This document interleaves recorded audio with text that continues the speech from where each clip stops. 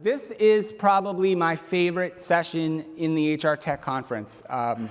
It's going to be super fun, exciting, interesting, innovative, and you're in for a treat, so thank you for being here.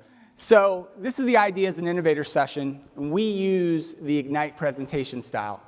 The Ignite presentation style is really demanding, it's kind of ruthless, it's super challenging, and it's kind of fun. And here's how it works. Each presenter prepares a slide deck of 20 slides, just normal PowerPoint slides. But here's the catch. The slides will auto-advance every 15 seconds, okay? And that's out of the speaker's control. They're all on a timer. 20 slides, 15 seconds per slide, total of 5 minutes per speaker. So it's challenging, it's fast-paced, the ideas come fast, the innovations come quicker, the speakers get nervous. It's super fun, but it's exciting too.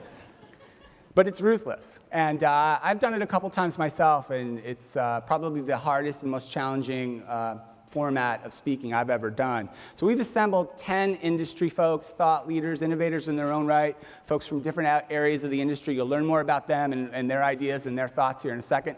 They're sitting right up there, 1 through 10, nicely arranged. Thank you for all showing up on time. This is exciting, it's energetic, and I know you'll leave this session with some great ideas and some great thoughts to take back with you and to mull over the rest of today as well as the rest of the conference. So this is my favorite session. I love it. So here, let's talk about the actual nuts and bolts. In a second here, I'll introduce our first speaker.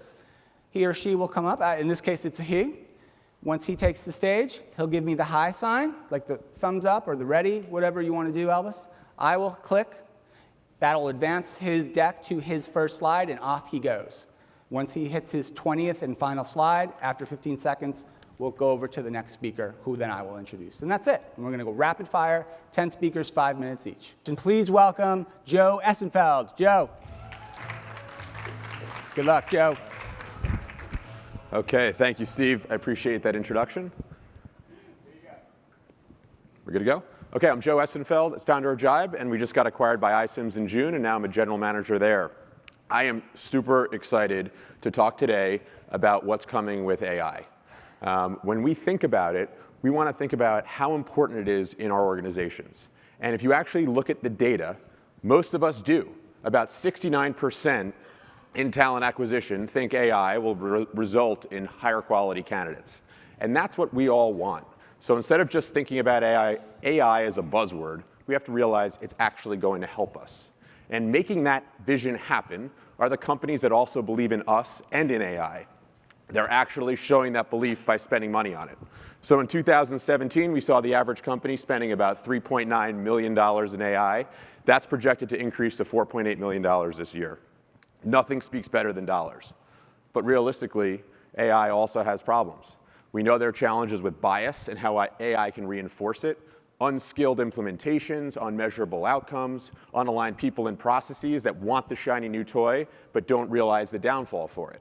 Not only is there a downside, but there's a lot of visibility when you do mess it up. The press loves it. This slide's the second time it's showing up today. So we see this high potential for return. We see this high downside of risk. But the first implementations of AI in our space in talent acquisition actually went pretty well. We don't want to have career sites when job seekers search for something like selling that show them nothing in return. We can definitely do better than that. We owe our candidates more than that. So one of the first implementations we've done with AI started fixing that. We would translate words job seekers would use, like selling, into job titles that our clients would come up with, like retail suit sales consultant. That resulted in a very simple thing that gave candidates more ability to find the better jobs that they wanted to apply to. So we've got belief that this works in terms of getting better quality. We've got companies spending money on it. And now we have good initial results where early adopters saw return on actual AI being used in talent acquisition. So we unlock level 2. And that's Ensemble AI.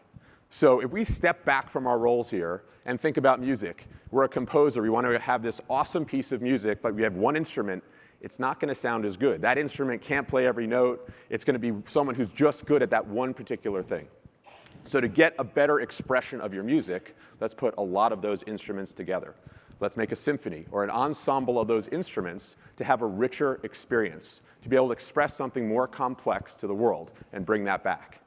So an example of that could be this job search. instead of just selling, it's a little bit cut off, we saw sales jobs. So I could have one engine that realized sales jobs would be something that would be in sales. I could have another engine that knows sales jobs is usually searched by someone who's entry level. An example of how this more sophisticated, deeper AI was used is in Netflix.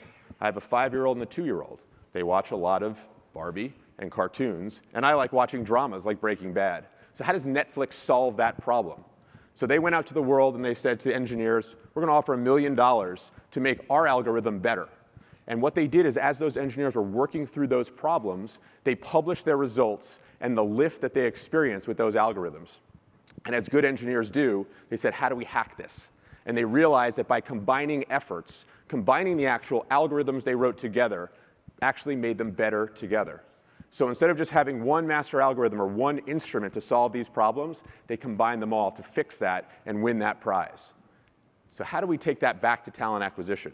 How do we take that combination? Instead of just searching for jobs, let's try something more complex. Let's take a full resume in. We now can ingest a resume, look at other attributes that the job seeker is thinking about doing, like location, process that information out, and send it to 3 different AI engines. We're using Google, Opening.io, and Sovereign. Each one is good at something particular. Just like one Netflix might be good at kids and one might be good at drama, Opening is great at skills, Google's great at being precise, and Sovereign is great at seniority. We then look at the results across all of those engines and give job seekers a much more meaningful return on their investment of giving their resume. So this really helps us level up. And one thing I do like about AI and why it's survived multiple HR tech conferences is not just a buzzword, but something people are investing in, is it actually gets better as you use it. When you have job seekers searching and uploading their resumes, over time it gets smarter. The best AI looks for its best self over time by using that machine learning. And when you have 3 engines constantly spitting out results and looking at what people are doing with those results, they're going to improve themselves, give you cleaner results, and much better business outcomes. We're finding companies getting better talent faster. The recruiters are staying longer because they're less frustrated because they can find better candidates, and you have much more goodwill.